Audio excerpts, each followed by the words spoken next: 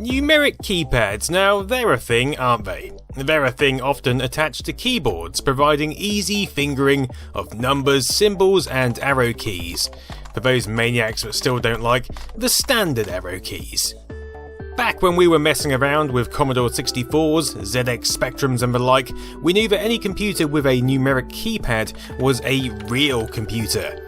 Even computers which are fundamentally the same, such as the Amiga 600 and 500 Plus, look far more serious and powerful in its 500 Plus incarnation.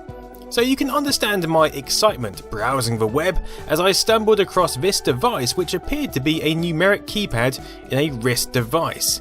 I didn't even care what it did because those keys were just asking to be clicked. Well, as you might expect, it turned out to be a watch. I found this model on eBay for about £50 delivered from the United States. Apparently this originally popped up in about 2011, and it's made by Click Watch. Their website still appears to be up and running. If I'd known that, I might have picked up a white one for that 90s aesthetic. Apparently they do other watches in the form of a shower head and a wall switch. Yeah, to be honest, they probably fall the wrong side of appealing, for me at least.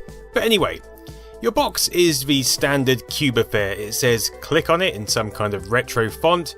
Inside is a cardboard inner showing further keyboard keys and the watch face poking through in a glory hole fashion. The watch itself is found hugging a pillow, which both hides the instructions below and provides a reasonable padding for this terrifyingly large watch. I mean, it's huge.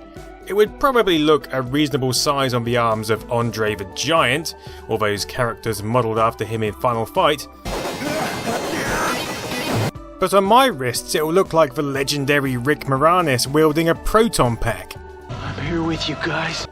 The watch operates by pressing a button, which then reveals the time on one digit after another. It's reminiscent of the Sinclair Black Watch, which used a press to activate button in order to save battery life. I've got a modern day version here known as the Stealth Watch, which is really a bit pointless. I suppose it stops other people from copying your time. But even without the keyboard, this thing has retro heritage. It also reminds me of those awesome Casio calculator watches. But of course this doesn't actually calculate anything other than how much of a sucker you are for buying it. You can change between 24 and 12-hour modes by holding 0 and 8 for 2 seconds. The watch will then display either 24 or 12 to indicate the current mode. Setting the time then involves depressing hash and 9 for the same amount of time. You can then jab the time in as it's written, so 2009 will be 2009. You can then set the date by using the American system of entering the month first, so 04 for April and 07 for the day, and then job done. To display the time you can press any key other than hash, whilst hash will give you the date. Other than that, the watch has no further functions, well, other than to give you that satisfying urge to press a computer key.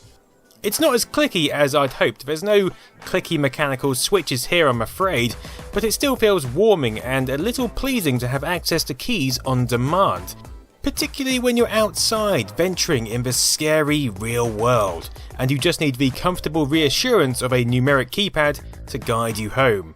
Don't worry, Microsoft Excel is just around the corner. Of course, before you get to that stage, there are a few issues to address, the first being the strap size. Thankfully, you can just snip the strap down and achieve a snug fit.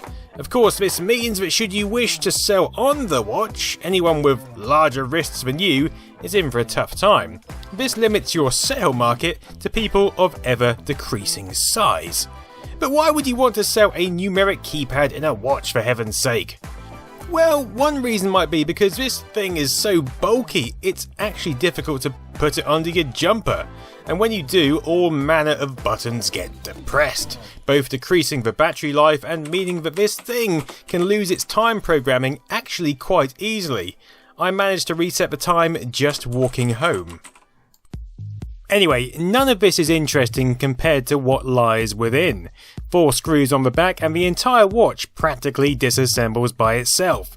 You can see we've got the keypad resting on a rubber mat, and that's what gives you the feedback from each key. Pretty similar to a cheap computer keyboard of the 1980s. Under that is the circuit board with the sensors and LEDs on one side, and really not that much on the other. It's a very simple setup, but it does the job. I'll just reassemble it, and you'll notice that the rubber mat has little dimples for the light to shine through. The manual states you should take this to a professional shop to change the battery, but I imagine a 6-year-old could probably manage this themselves. So there you go, it's a numeric keypad watch. It caught my eye mainly because I wanted to press the buttons, and I thought it might interest you as well. But I'll probably stick to my Tetris watch whilst out and about for that soul-warming feeling, mainly because it doesn't take up half my bloody arm. Anyway, thanks for watching. You can click some other videos here, subscribe, contribute to my Patreon, all that malarkey. In any case, I hope you have a great evening.